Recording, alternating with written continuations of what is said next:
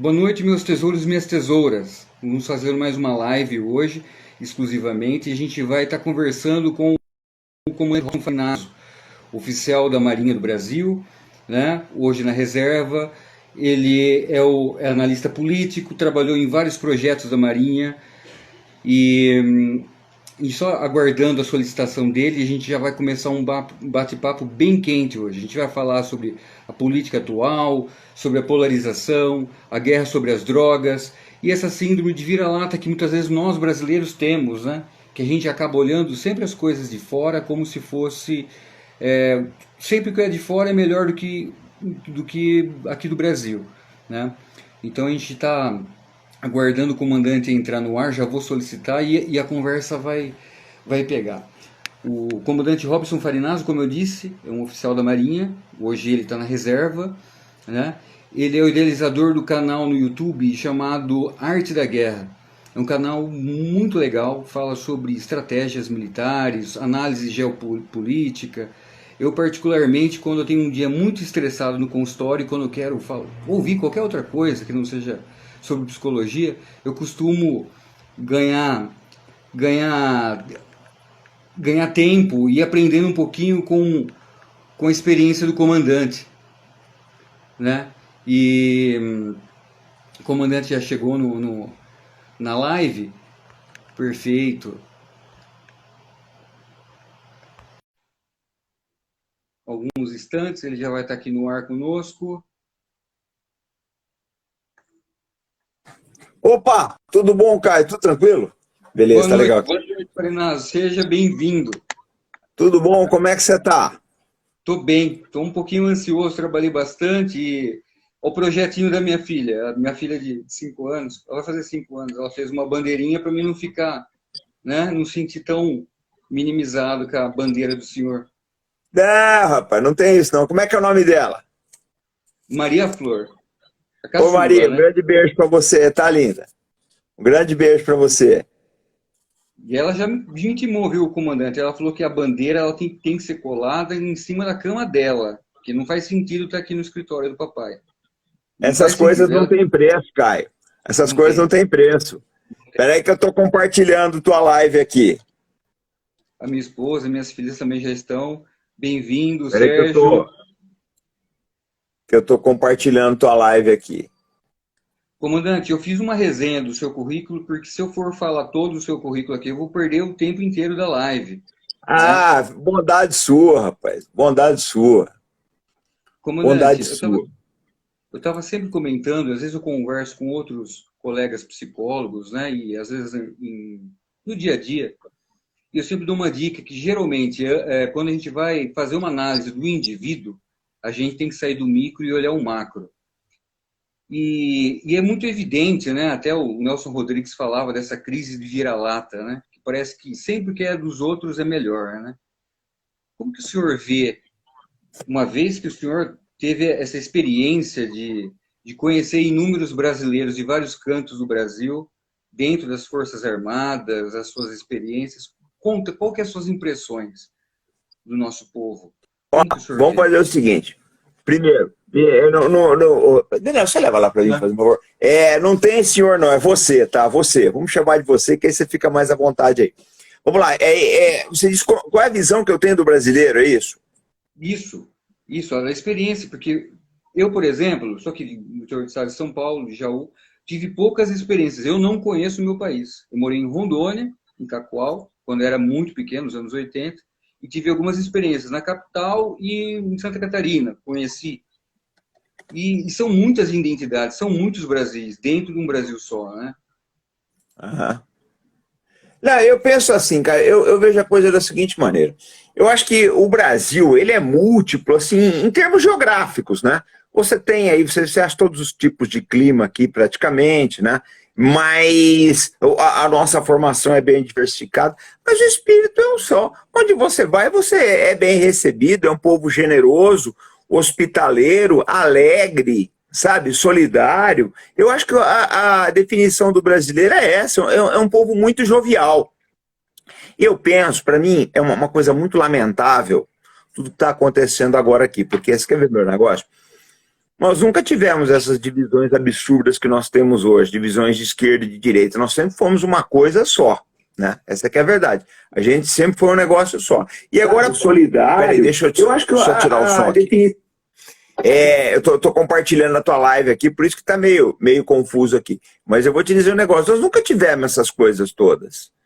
Nós nunca tivemos essas divisões absurdas, esses negócios todos aí. Então eu penso da seguinte forma, é lamentável a divisão artificial que se criou no Brasil de 2013 para cá, isso precisa apagar, isso precisa acabar.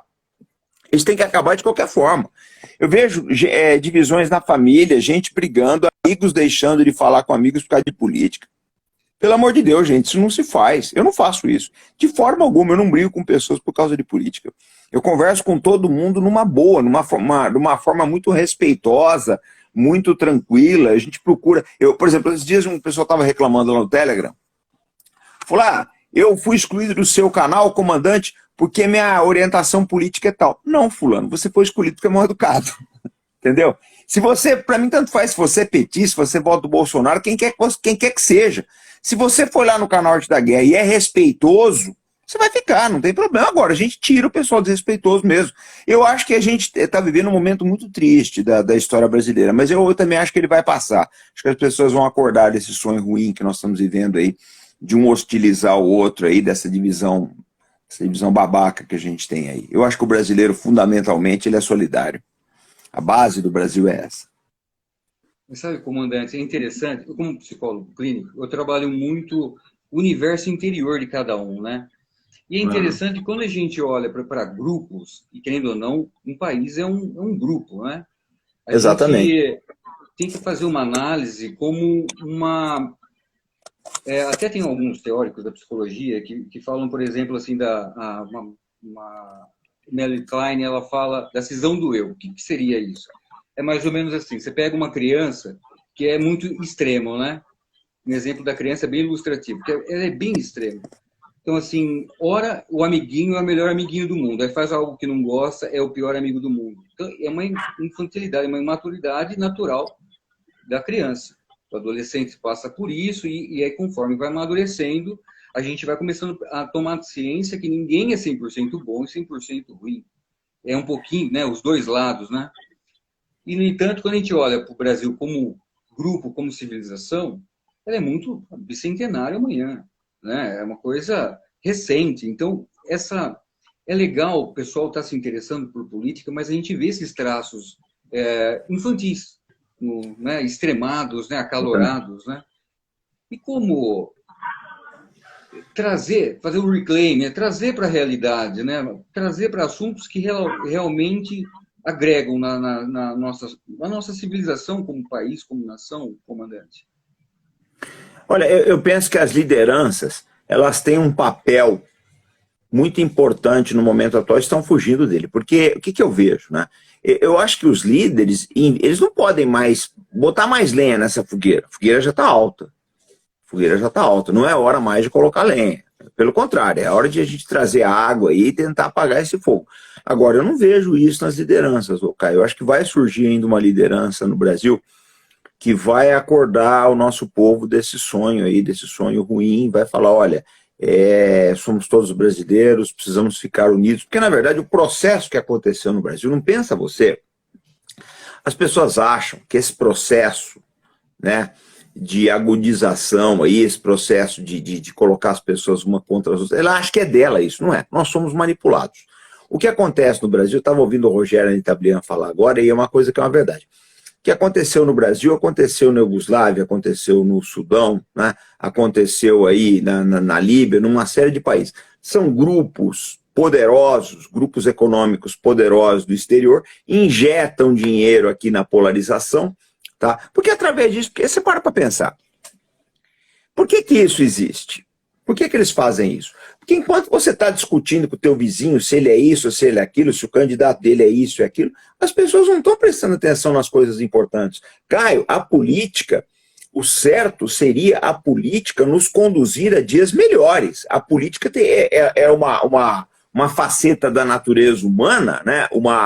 Vamos dizer, uma função laboral nossa, que deveria trazer o progresso para o ser humano, não trazer mais divisões, que é o que ela tem feito. Eu acho que nem que o que nós estamos fazendo nem política na verdade, né? Nem política é uma torcida de baixa qualidade. O pessoal associa muito a política no questão da política partidária, mas o ser humano ele é um ser social. A convivência, pensando no bem-estar do outro, quando eu penso no bem-estar da minha filha, das minhas filhas, né? Eu só tenho meninas, como Dante, só faço o que eu gosto, né? Quando eu penso no bem-estar das minhas meninas, eu estou fazendo política.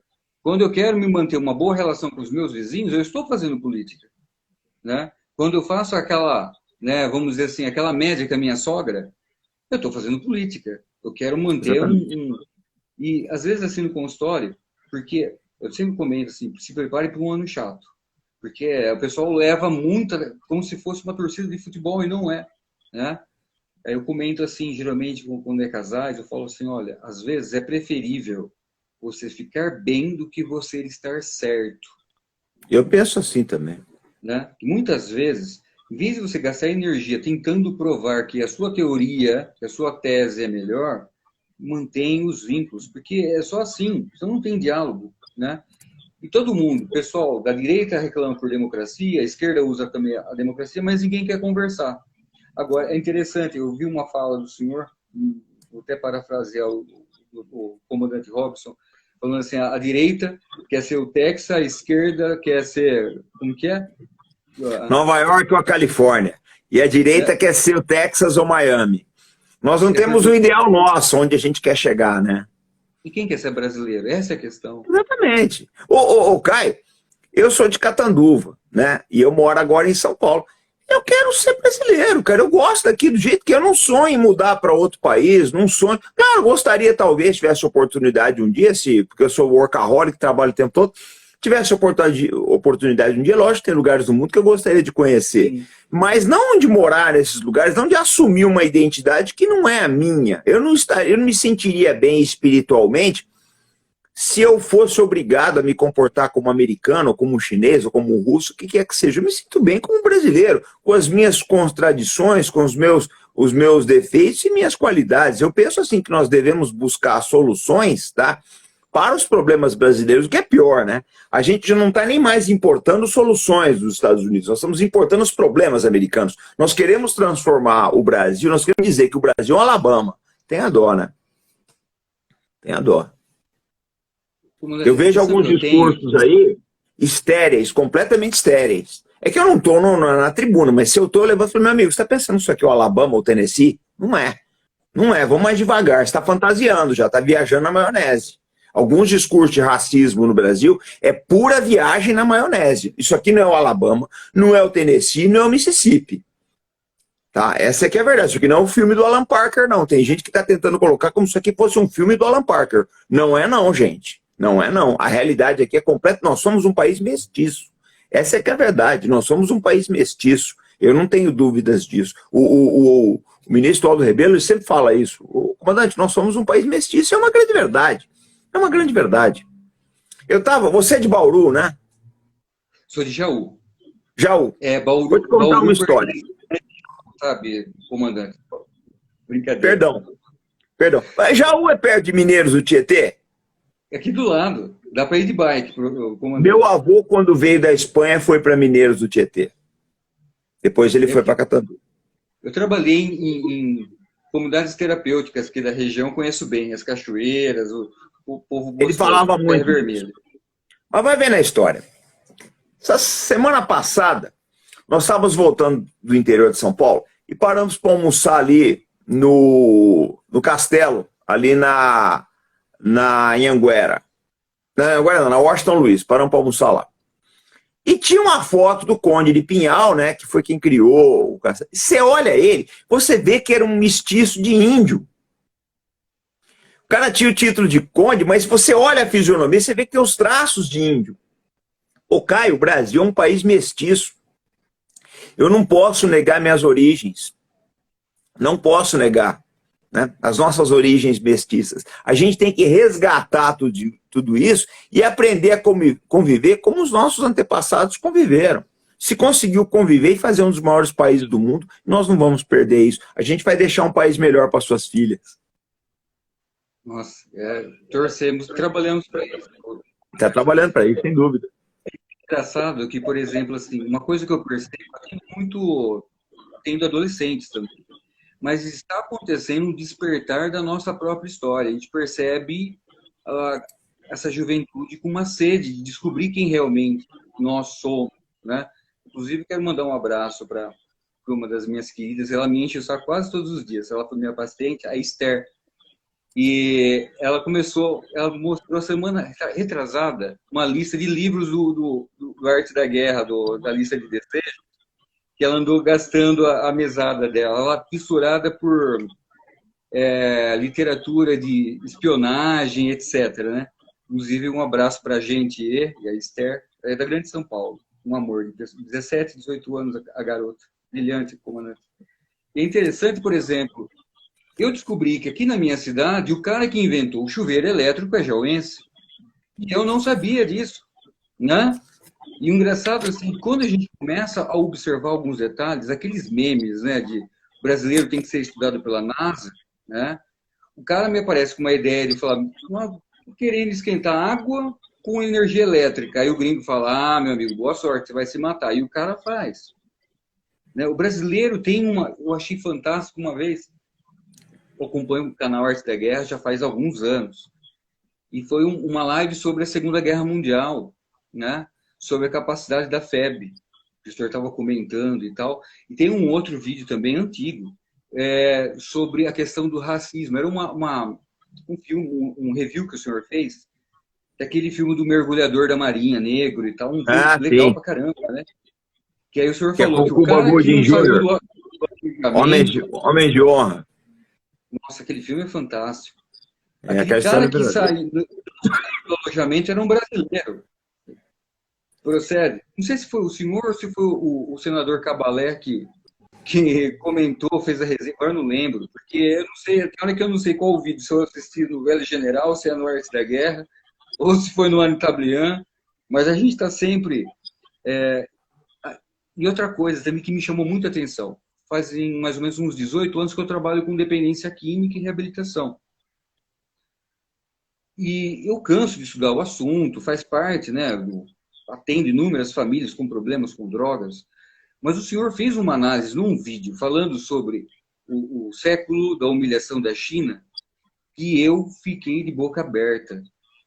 Eu queria que se o senhor puder até dar uma resumida, o problema das drogas, na opinião do senhor, olhando o macro, por favor, compartilhe essa visão que me caiu uma ficha, caiu um asteroide na minha mente. Olha, vamos lá. Eu acho que propensão a fugir da realidade, todo ser humano tem, pelo menos numa parcela de tempo da sua vida, se ela vai ser maior ou menor, é de cada um. Mas vamos falar uma coisa. Eu estava passando hoje perto de um viaduto aqui na Paulista, que tem muito pessoal viciado em drogas, que as cracolândias estão tomando conta da cidade, né? Mas você para pensar.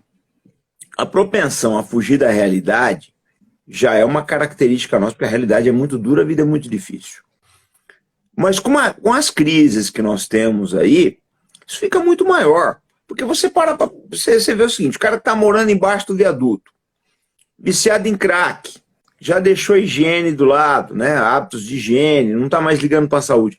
Você recuperar esse cara, ele só vai querer se recuperar se ele tiver uma perspectiva na vida dele. E ele não tem mais. Que perspectiva que ele tem? Ele não tem. Uma perspectiva que ele diz arrumar um emprego razoável, né? Comprar uma sua casa, construir família, etc. Então, a crise econômica, ela tem muita responsabilidade, tem um impacto muito grande nisso. Lógico que não é o único fator que eu falei. Existe a predisposição de cada um. Mas eu acho que a situação econômica, porque você vê o seguinte, depois da pandemia, a quantidade aí de sem-teto, pelo menos aqui na cidade de São Paulo, pelo que eu observo, aumentou pra caramba. Nos Estados Unidos também, em diversos outros países. Então eu acho que são coisas que vão somando. A gente não pode esquecer essas questões socioeconômicas. A gente tem que... Eu acho o seguinte, eu acho que a guerra contra as drogas, ela precisa existir, tá? Eu não tenho dúvida disso.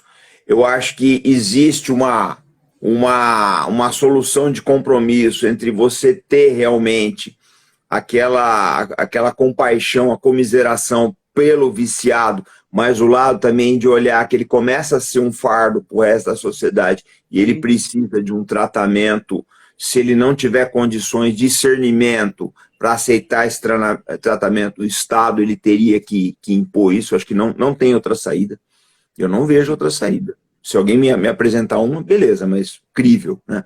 Mas eu penso dessa forma: se o Ocidente não tomar cuidado, ele vai desaparecer vítima disso, porque a quantidade só vai aumentar. Só para você ter uma base, acho que você sabe disso, nos Estados Unidos são 100 mil mortos por ano só de viciados, só de overdose de opioides, fora outras drogas, né? Eu acho que é um mal de um Ocidente que é muito materialista, que está deixando de lado, tá? Uma sociedade assim que leva as pessoas ao desespero. E eu não vejo uma solução a curto prazo, não. No modelo de abordagem que nós temos, e quando eu falo, porque não é só o Brasil, a gente sabe que não é só o Brasil, outros países também estão enfrentando a mesma crise. Eu acho que o modelo de abordagem que nós temos não vai acabar tão cedo, não. Eu percebo Tão assim, cedo. o ser humano ele tem uma necessidade de transcender, de evoluir. Ele é movido por sentido. Na falta desse sentido da vida, ele é movido por alguns impulsos mais primitivos, como a busca pelo prazer e a busca pelo poder, né? Nessa falta de sentido, é uma forma artificial de tentar dar um sentido naquela os efeitos da droga, anestesiando a dor, o sofrimento, vivendo no país das maravilhas. Mas eu achei fantástico a questão quando o senhor falou o seguinte, que a guerra contra o ópio, né, foi completamente artificial. Quando o senhor falou isso, quando você, desculpa, falou isso no vídeo, na live, se não me engano, era uma das conversas com os três auais e tal, né? Com o Paulo Filho e com o Cabalé. Eu achei assim, falei assim, nossa, putz, agora eu entendi. Porque assim, não é só segurança pública, não é só saúde, mas nós estamos falando de geopolítica, né? Exatamente. Daí, vamos dizer assim, o pessoal está enxugando gelo porque tem muita gente ganhando dinheiro com esse discurso de Tem. libera isso, libera aquilo, A né? a droga é uma indústria como outra qualquer. Né? A droga é uma É, indústria como outra qualquer. Governos ganham, entidades ganham, ONGs ganham, serviços de segurança ganham, serviços de inteligência ganham, bancos ganham. É uma indústria como outra qualquer, tem suas ramificações. Agora, é uma indústria que só prospera no Ocidente, né? Porque no Oriente ela é duramente reprimida. A China já passou pelo século da humilhação, ela não quer outro. Ela não quer outra. Ela teve seus 30 milhões de mortos aí na Guerra do Ópio, ela não quer outra. Então, agora o Ocidente, que se não aprender, vai ter uma, tá? Porque vai chegar uma hora que a sociedade vai se desmilinguir. Você não tem mais. Hoje, eu acho que a situação, já do jeito que nós estamos caminhando, a situação aqui são verdadeiras legiões de zumbis, né? Aqui sim. na Cracolândia, em São Paulo. Eu acho difícil resolver isso daí, mas E sabe qual que era a existe muita gente. tendência, comandante? Às vezes a impressão que dava, a gente comentava assim com alguns profissionais, com a equipe, porque a gente trabalhava, a gente pegava o pessoal com 40 quilos, etc. Mas a impressão que, porque esse problema de drogas já está dando problema até mesmo para o crime organizado. E a impressão que dava é que eles estavam começando agora a empurrar algumas drogas, que além do efeito ser muito mais adictivo, mas a impressão que dava era, falando isso, das minhas impressões, que agora está vindo ondas de drogas assim para exterminar o camarada mesmo, o cara morrer logo, porque já está Eu não dando duvido. problema, né? Então, assim, é algo de se pensar. Porque esse discurso, uma coisa que a pandemia mostrou é que tem muita coisa artificial. Não é só líderes fracos, não é essa narrativa toda. E como algo artificial, parece aquelas sessões de hipnose, comandante. Você tem que ficar mantendo o cara em transe, senão ele sai do transe. E a impressão que eu tenho é que existem muitas pessoas que se apresentam como lindos, cheirosos, como o senhor disse, que tem que ficar mantendo esse transe com essas narrativas, só que já não está mais se sustentando, né? E o Não. brasileiro, nesse ponto, ele é bem diferente dos demais, né, comandantes? Mas, Eu acho que a nossa situação é um pouco mais confortável que o resto do mundo, porque primeiro que o clima do Brasil é bom, segundo que você tem aí uma fartura grande de tudo aqui, né? Então, eu acho que as chances de haver uma hecatombe aqui, né? Uma convulsão social são menores. Mas eu acho que no caso da Europa, ela está a caminho do desastre. A Europa, na minha opinião, ela reúne, né? Todos os componentes para um desastre. Se esse desastre vai ser evitado, eu não tenho como te dizer. Para mim é muito difícil. Eu não sou adivinho, mas eu acho que tem um livro chama Sonâmbulos, né, que mostra como eles entraram na Primeira Guerra Mundial, porque as grandes tragédias a gente não percebe que tá entrando nesse pântano, né? Eu acho que a Europa caminha para tudo, para isso aí, na verdade, desindustrialização, um custo proibitivo da energia. Você vê essa mulher que assumiu a Inglaterra hoje, a Liz Truss, essa moça, desculpa dizer quem está nos assistindo aqui, mas é uma imbecil completa. Imbecil completa, né? E ela sucedeu outro imbecil completo, que é o Boris Johnson. Eu não vejo futuro nisso. Você for pegar você pega o Império Romano, você vê que quando ele começa a entrar em crise, você vê que alguns imperadores conseguiam dar uma segurada no declínio. Mas a grande média era muito ruim, a sociedade já estava tão ruim que era aquilo que ela conseguia produzir de líderes. Então eu acho que a Europa está num caminho bastante perigoso. Se ela vai sair ou não, eu não sei, eu não tenho condição de dizer. E eu, assim, sou muito sovina com esses pareceres aí, porque eu tenho medo de induzir as pessoas a conclusões erradas, né? Mas eu vejo de uma forma bastante sombria o futuro da Europa se ela continuar nessa toada aí de lideranças. Porque, na verdade, não é nem que são lideranças fracas, né? São lideranças que você vê que elas não têm compromisso com o resto da sociedade. Porque o líder ele tem que ter essa ligação com o povo, tem que saber o que é andar de ônibus, tem que conhecer as dificuldades do seu povo. Eu não vejo essa liderança europeia indo por esse caminho, não. Eu sou, desculpa pessoal, mas eu sou bastante pessimista com relação ao futuro da Europa. é, é trágico, né? Embora toda a civilização e tal, mas até mesmo puxando um gancho, eu quero. Tem uma frase do Dr. Viktor Frankl, que é o fundador da logoterapia, que é a teoria que eu uso no meu consultório, no trabalho. E até você vai ficar desenhado bem claro por que eu caí no Arte da Guerra, porque eu tenho um certo fascínio por essa questão do Primeira, Segunda Guerra Mundial. O Dr. Viktor Frankl foi prisioneiro nos campos de concentração, 4, durante 6 anos, 2 deles de extermínio, e sobreviveu, né? E ele falava o seguinte, teve um episódio muito interessante, que quando os aliados entraram no campo de concentração, comandante, os judeus protegeram um oficial. Falou assim, olha, a gente só vai entregar ele se vocês prometerem que vocês não vão maltratá-lo. E aí, quando perguntaram sobre se os alemães eram ruins, ele falou assim, só existe 2 tipos de pessoas, as boas e as ruins. Então, particularmente, eu não gosto de generalizar muito a coisa. Quando a gente olha para a nossa situação atual, né, agora nessa vésperas de eleições, etc., o pessoal generaliza muito, né? Não, você é tal partido, é isso, você é tal partido, aquilo, né? E esquece agora até vou fazer um elogio, eu sou péssimo em puxar saco, comandante, mas eu gosto do senhor justamente aquela frase, o pessoal da direita não me convida, o pessoal da esquerda não me convida, mas esse cara é autêntico, né? E, comandante, eu confio no senhor. Eu confio, porque assim, como eu disse, 18 anos trabalhando com dependência química, eu conheço mentiroso, trabalhei com mentirosos profissionais, entendeu? E percebe a fala, né? Mesmo contra gosto, o senhor não consegue mentir, é visível isso. Né? Eu apanhava muito da minha mãe porque eu era mal mentiroso, Caio. Você fez isso, Rob? Não, mãe, você tá mentindo, o chinelo comia. Eu daria um péssimo ator. Um péssimo ator ou um péssimo advogado, né? Tem esse lado também. Pelas Forças Armadas, né? E o Brasil tem futuro, comandante? Tem sim. É que nós estamos passando um momento difícil, é um momento que eu acho que o Brasil vai amadurecer, vão surgir novas lideranças, as pessoas vão cansar disso. Você está vendo um cenário do qual as pessoas vão cansar, eu já tenho... Olha, na verdade, eu acho que algumas atitudes da comunidade, né? Eu acho que você já faz parte dessa comunidade, que não é só, eu falo sempre que não é só o Arte da Guerra, o Velho General, Anitta Blian, Rubão, a turma toda aí.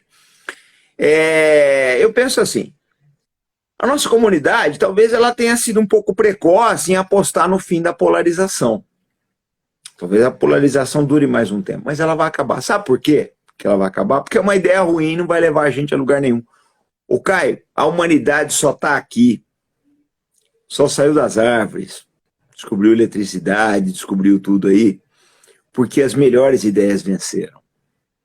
Eu acho que as melhores ideias vão vencer. E um dia vai chegar um pessoal que vai chegar à conclusão do seguinte, olha, o que está se propondo aí não são as melhores ideias para o Brasil. As melhores ideias para o Brasil, convivência, a busca do progresso, tá? de um lugar melhor, um pouco mais humano, um pouco mais igual, tem um pouco mais de igualdade, tem para todo mundo aqui, eu não tenho dúvida disso. Eu acho que a gente vai chegar lá, mas a gente tinha que passar por isso, né? Era necessário, é um processo. Na verdade, é um processo de transformação e a gente tinha que passar por isso, mas isso vai morrer. E virar um Brasil melhor, eu não tenho dúvida disso, virar um Brasil melhor, isso eu não tenho. Olha, eu acho o seguinte, nós perdemos uma grande chance com o Rui Barbosa. Né? Perdemos uma grande chance, poderia ser um excelente presidente, não foi. Depois a gente perdeu um Getúlio, que se matou, uma tristeza muito grande, um grande brasileiro. Depois nós tivemos uma outra excelente oportunidade, que foi o doutor Enéas, que nós perdemos. Tivemos diversas oportunidades aí que nós perdemos. Mas eu acho que vai chegar uma hora que vai casar a oportunidade com a maturidade da nossa sociedade, de olhar e falar, olha, eu vou te contar um exemplo. Vou contar um exemplo prático que você vai entender bem. Em 1916, o jovem Winston Churchill é nomeado primeiro Lorde do Almirantado, que é equivalente no Brasil a ministro da Marinha, né? E ele conduz o desastre de Galípoli lá na Turquia, ele foi obrigado a renunciar porque aquilo realmente foi um massacre das tropas britânicas, né? E é engraçado o seguinte, então você olha lá em 1916, o Churchill não estava pronto e a Inglaterra não estava pronta para o Churchill. Nenhum dos dois estava pronto. Era um momento ruim. Aí você vê em 1933, o Hitler assume o poder na Alemanha e o Churchill já deputado começa a malhar ele. Você vê que naquela época o Churchill já estava pronto, mas a Inglaterra não estava pronta para ele. Ele foi muito criticado, ele viveu no limbo esses anos todos. Tá? Ele vai no limbo até 1940. Em 1940, o Churchill estava pronto, a Inglaterra estava pronto para ele. Chegou a hora dele cumprir o seu papel histórico. Então eu acho o seguinte, essas lideranças que surgiram, o Rui, Getúlio, Enéas, eles estavam prontos. Mas não era a hora, né? Deixam o seu legado. Vai chegar uma hora que o Brasil vai estar pronto para excelentes lideranças que vão nos levar à nossa era prometida, porque a terra prometida nós já temos, essa aqui eu não tenho a menor dúvida. Nós vamos à era prometida. Eu acho que vai chegar lá. Por isso que eu tenho esperança, eu não esquento a cabeça não, Caio. É uma das coisas mais bacanas que eu aprendi na Marinha, é que você não pode apressar o tempo, tem hora para tudo. Tem hora para plantar, para colher. Então eu tenho fé. Talvez eu não viva para ver isso aí, mas a sua filha, com certeza, a Maria Flor, vai ver um Brasil melhor. Não tenho dúvida disso. Isso eu tenho certeza. Pode gravar isso aí, porque eu tenho certeza que vai acontecer. A Maria Flor vai ver um Brasil melhor. Legal. É um prazer mesmo, comandante. Que mais que a gente podia... Eu fiz essas 3 pautas, achei que ia render bastante. Não, mas continua rendendo, a gente tem muita coisa que falar. Fica tranquilo, Isaac Granchelli da Bahia aí. Essa é a juventude que está vindo aí, rapaz. O pessoal vai tocar o Brasil. Eu estava conversando hoje com o pessoal lá no escritório, e eu falei, gente, se der certos projetos que nós estamos tocando aí, vocês vão aprender muito, vocês vão crescer muito, vão nascer grandes lideranças daqui. Eu não tenho dúvida. Ô Caio, a missão mais sagrada é preparar a próxima geração. É fazer com que eles tenham os nossos acertos, mas não repitam, nem potencializem, né, os prejuízos dos nossos erros. Então, eu considero a missão de formar quadros, né, de formar os jovens, uma das coisas mais importantes da vida. Tem dia que eu vou fazer... Hoje eu vou fazer 2 lives à noite. Uma 8 horas agora e outra quase meia-noite. Mas você fala, de onde você tira a força? Eu trabalhei o dia inteiro. De onde você tira a força? Né? Ué, eu tiro força exatamente, né, da missão que a gente tem de preparar o pessoal para o futuro. Eu acho que isso é o mais importante. Faz sentido, faz sentido. Porque a questão... É interessante isso, porque às vezes a gente acha assim, o ser humano é movido pelo prazer. Às vezes é mais desprazer do que prazer, né, comandante? Pelo poder. Mas pera lá. Eu acho que a resposta é: minha vida precisa fazer sentido.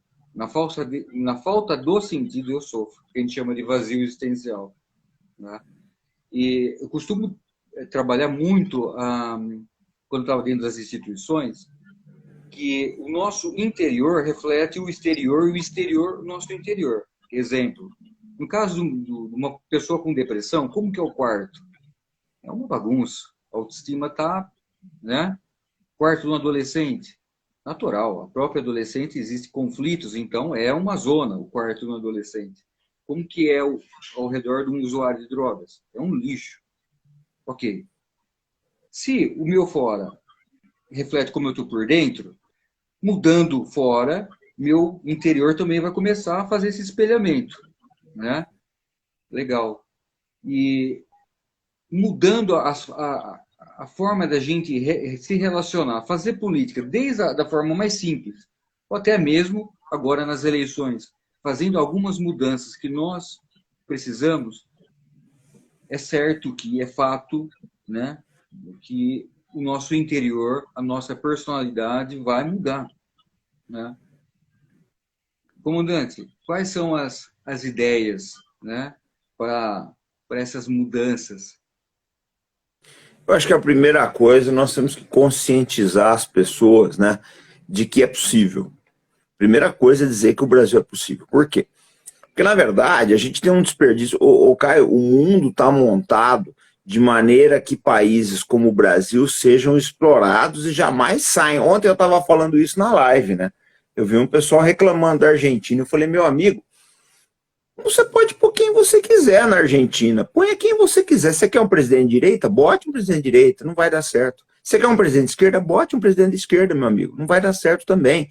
Porque o problema é que o sistema internacional está montado para travar a Argentina, para travar o Brasil. Pode colocar quem você quiser por aqui. Quem você quer colocar? O Lula? Coloca. Quer o Bolsonaro? Põe o Ciro também. Põe quem você quiser. O problema todo do Brasil que nós temos hoje em dia é que o sistema está montado para o fato de que, olha, eu estava vendo uma estatística hoje, eu estou estudando muito contas públicas.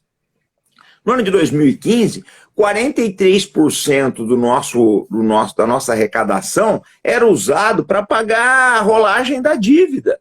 Então não sobra dinheiro para investir, é um fato, não sobra. E uma dívida que só cresce de ano para ano porque ela é permissiva. A legislação é permissiva no sentido de que essa dívida avance. Então não tem ninguém na política que vai pôr o dedo nessa ferida e falar, nós vamos parar com isso, nós vamos assinar leis aqui que vão limitar essa transferência de recursos para o exterior, vai sobrar mais dinheiro aqui, nós vamos investir no Brasil. Essa que é a verdade. E a gente precisa conscientizar as pessoas, porque na verdade esse sistema é montado para demonizar a política. Você demoniza os políticos, diz que o Brasil está indo mal por causa da corrupção. Gente, o que é roubado em termos de dívida pública no Brasil é 1 milhão de vezes o que aconteceu na Lava Jato, é mais de 1000 vezes. Olhem do orçamento brasileiro hoje, eu acho que 60% é usado para o serviço da dívida. Então nunca vai sobrar dinheiro, você pode colocar quem você quiser na presidência da República, isso é um fato. Só que esses dados não chegam para a população. Nós estamos fazendo um trabalho agora no Arte da Guerra, nós vamos convidar a doutora Maria Lúcia Fatorelli ela vai vir aqui no dia 23 de setembro, e nós vamos dissecar esse assunto. E esse assunto diz respeito ao futuro da Maria Flor, esse assunto diz respeito a sobrar mais dinheiro para investir em educação, investir em saúde, investir em segurança pública, né? Investir em estradas de qualidade. Mas para isso a população precisa saber que é necessário, né, ter políticos à altura para fazer uma legislação, tá, que acabe com esses abusos. Agora, qual é o problema, Caio? A sociedade nem sabia disso. Agora que eu falei para a doutora Maria Lúcia, doutora, nós vamos botar a boca no trombone, a gente vai disseminar essas ideias, a gente vai conscientizar a população. Então, eu tenho consciência.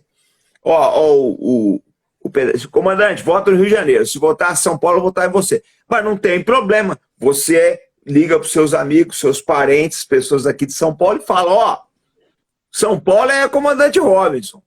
Tá? Então, essas coisas, gente, vocês têm que botar boas pessoas em cargos-chave, gente que tenha projetos, que fale de futuro.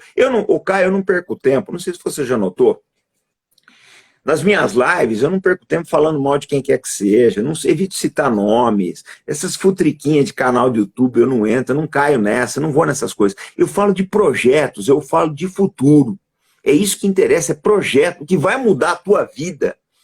É projeto, é a gente falar de futuro, a gente falar do que está te incomodando hoje, das tuas dores, tá? E procurar um remédio, procurar um leniente para elas. Isso é que é mais importante. A gente precisa voltar a ter esperança e falar de futuro, gente. Nós não podemos entregar para Maria Flor um Brasil pior do que nós recebemos, de forma alguma. Sem dúvida, comandante. E às vezes, você falou, se olhar para o futuro é interessante, porque na clínica a gente olha muito, não importa o trauma, não importa o que você vivenciou, né? Que muitas vezes as pessoas acabam olhando muito no retrovisor. Meu amigo, se você começar a olhar muito no retrovisor, você vai bater o carro na caçamba. Você tem que olhar para frente, né?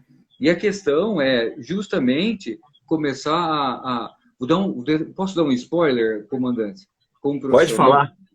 Um psicólogo bom, quando o paciente está narrando as queixas, falando sobre a semana, o que aconteceu, para nós psicólogos é mais importante não no que o cara está falando, mas o porquê que ele está falando isso. Percebe? Toda vez que vem uma notícia ou alguém tenta nos convencer de algo, a gente tem que começar a refletir. O que está nas entrelinhas? Por que estão me vendendo esse peixe? O diabo mora nos detalhes. E Deus também. Sim, né? Comandante, como eu insisto, né? Eu comecei na metade da live eu comentei, eu falei assim, olha, eu conheço um mentiroso. Conheço. Vários, né? E uma coisa, o senhor não é mentiroso. Pelo menos... Se for, são daqueles bons, né, Caio? O Arte da Guerra, eu peguei a dica, hein? Peguei a referência, né? Mas eu percebo isso. Quando a gente repete pensamento só dos outros, significa que a gente não está pensando. A gente não está raciocinando. Agora, quanto mais autêntico você for, isso eu estou falando para os meus adolescentes que estão me ouvindo, os colegas, os amigos, aí nós tantos nomes que eu não consegui nem ler hoje. Graças ao comandante. Fico feliz, cara. Tem bastante gente. A gente fica feliz. Obrigado, comandante. Se não soubesse, um dos meus desejos é ser um empalador oficial do Arte da Guerra. Eu não sou. Me manda depois, eu te coloco lá. Vou mandar um coraçãozinho pro comandante. Isso acontece, Caio. O pessoal às vezes reclama da falta de atenção na live. Eu entendo isso. Mas, pessoal, quando você tem 4.000 pessoas na live, você não sei, sabe aquelas maquininhas? Você quer ver? Eu vou mostrar para você. Sabe essas maquininhas aqui, ó? Quer ver? Sim. Ó? Que gira, que nem é uma loucura. É isso. Quando você tem 4.000 pessoas na live, é isso aí. Você não consegue ver as coisas, né? Então as pessoas acham, o comandante me deu atenção. Não é, cara. É tanta gente ali. O que você vai fazer? Não tem o que fazer, né? Mas a gente procura dar atenção para todo mundo, procura ajudar, eu procuro saber o que acontece lá. A cobrança é imensa, imensa. A cobrança em cima de mim é imensa. É difícil às vezes. E aí, Ainda mais tem a Almirante que fica em cima, né? Ah, não, mas ela, graças a Deus, ela me ajuda muito. Se não fosse a Almirante, eu não tocava, não. Tava ferrado. E fala em Eu quebrava. Almirante, manda um abraço para ela. Ela foi muito gentil, me respondendo pelo Instagram, dando atenção. Muito obrigado mesmo. E, como eu estava dizendo, eu acredito nas propostas. Eu acredito nas propostas do comandante. Eu acredito no que o senhor representa. Eu acredito nessa mensagem assim de o Brasil é muito maior do que isso. É muito maior Opa, do que direita, do que esquerda, né? A postura do comandante é invejável no sentido de ser propositivo. Não aquela coisa de criticar por criticar para ganhar like ou ter destaque. Pelo não, contrário, isso eu não isso faço. daí é bem evidente, né? Eu Eu recomendo não o entro nessa empenho, vibe, cara. né? Eu agradeço algumas indicações. Os Romanov eu adorei, né? O senhor ainda está devendo aquele vídeo da biblioteca do senhor, Eu vou né? fazer, eu vou fazer, eu vou Né? fazer. É sério mesmo, eu vou fazer. É que esses dias andou bastante corrido. Não, eu cheguei agora que eu cheguei em casa. Aí minha esposa falou, ó, não esquece que você tem uma live. Eu falei, putz, é mesmo. Eu falei, deixa eu correr lá pro escritório. Eu já tava tomando cheguei da rua, né? Aí meu filho, eu falei, vou tomar um café rápido e vou correr lá pra live. Porque é pesado mesmo. E aí depois era no Instagram ainda, agora que eu aprendi a entrar. Mas eu vou te dizer, assim, dá uma satisfação muito grande pra gente trabalhar. Eu gosto muito de trabalhar. Minha Comandante, paixão na vida é trabalhar. Hoje é o que eu te falei. Essa aqui é a primeira de 3 lives. Eu vou acabar hoje, 1 hora da manhã. O pessoal, hoje eu falei, vou entrar o 7 de setembro fazendo live para a turma do Corujão. Sabe por quê? Deixa eu te falar, contar um segredo aqui. Mais ou menos 1/3 da audiência do canal do Artaguer, pouca gente sabe, é a turma da madrugada, do Corujão. Então, é o pessoal de portaria de prédio, vigilante noturno, gente que trabalha em posto de gasolina, que trabalha em hospital, que trabalha na polícia, todo mundo que trabalha de noite. E eu tenho um carinho grande por essa turma, grande mesmo. Então, volta e meia, que é sacrificado fazer live na madrugada, mas volta e meia eu faço para premiar eles, porque eu adoro esse pessoal. Então, hoje eu falei, não, hoje eu vou entrar o 7 de setembro, para não dizer, não fez nada de setembro, não, fiz de madrugada, você estava dormindo, eu estava fazendo live. E é isso, acompanhei né? algumas lives do senhor nesses horários. E Ah, assim, mas é gostoso. Porque a o minha, pessoal se sente acolhido, né? E eu entendo isso. Eu tenho um carinho grande por eles. Aí várias portarias de prédio, a pessoa falou, assisto as lives de madrugada. E, pô, não tem preço isso, cara. Não tem preço. Caio, eu vou te dizer uma coisa. É, existe, isso eu trabalhava num prédio e eu chegava para trabalhar paisano, você troca o uniforme. Eu chegava sempre fui trabalhar de terno. Eu chegava a bordo para trabalhar e os assessores do prédio falavam, comandante, sou uma das pessoas assim que melhor trata a gente nesse prédio. Trata a gente sempre tratou com muito carinho.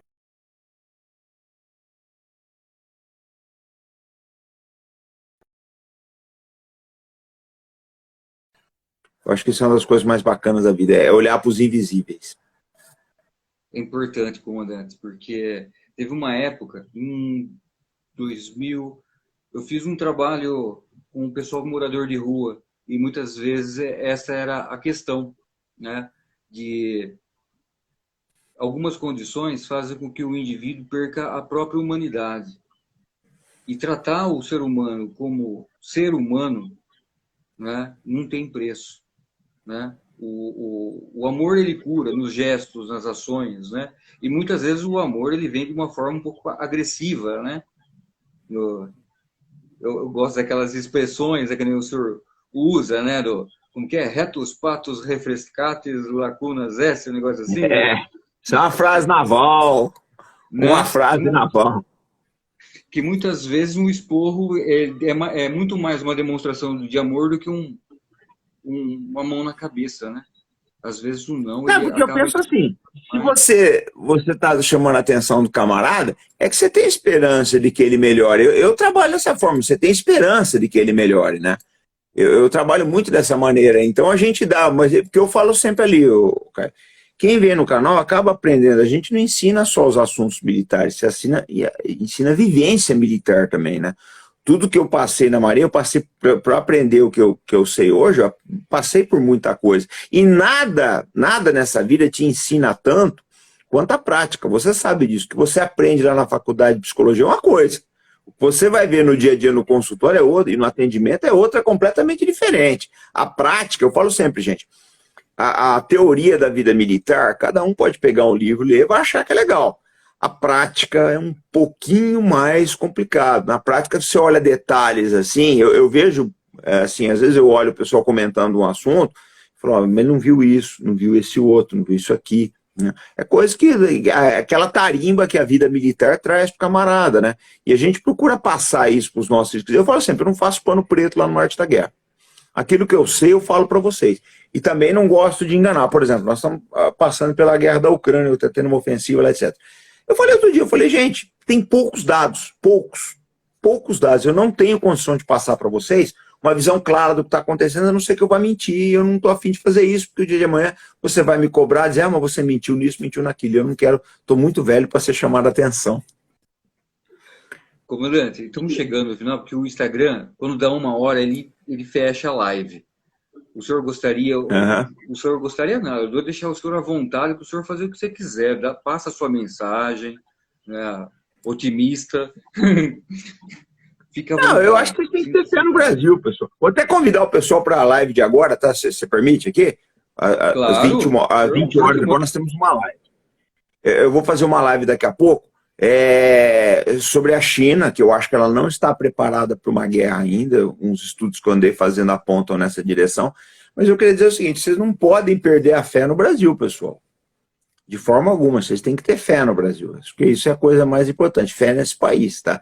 Trabalhar por coisas boas. Eu falo assim, vote em quem tem propósito, procurem bons projetos, procurem pensar no futuro. Deixem de lado as mesquinharias da vida. Eu acho que a vida, Deus deu um país tão maravilhoso pra gente, assim, a gente não tem o direito, como brasileiro, de ser mesquinho, porque a natureza foi generosa com o Brasil. Tenham fé nesse país maravilhoso, lutem todos os dias para fazer um país melhor. Eu acho que é isso que faz a vida valer a pena. Eu acredito muito nesse país. É o que eu falo, às vezes a gente tá cansado. Hoje, eu vou acabar a live 1 hora da manhã, eu vou estar, assim, no limite. Trabalhei, é o que eu te falei, trabalhei o dia inteiro hoje. Mas eu acho que vocês valem a pena, é isso que eu penso. Obrigado, comandante. Foi um prazer essa conversa. Né? Obrigado a todos que participaram. Né? Se inscrevam no canal Arte da Guerra. Participem dos debates, né, sobre os assuntos do nosso país. Né? Vá para aprender. Eu adoro o canal, adoro as dicas, as histórias, o humor sarcástico do comandante, né? E o senhor me prometeu... É humor de caserna. O humor da caserna sempre é sarcástico. Perfeito, comandante. Até mais, então. Foi um prazer. O canal está sempre aberto para o senhor, tá? Conte conosco. Espero conhecer o senhor pessoalmente em breve. Nós vamos ter oportunidade. Dá um beijinho na Maria Flor e nas outras meninas também. Fica com Deus, tá, Caio? Muito obrigado pela oportunidade aí. Daqui a pouco a gente tá no ar aí, tá bom? Perfeito, comandante. Grande abraço para você. Bom feriado. Fé no Brasil. Tchau, tchau.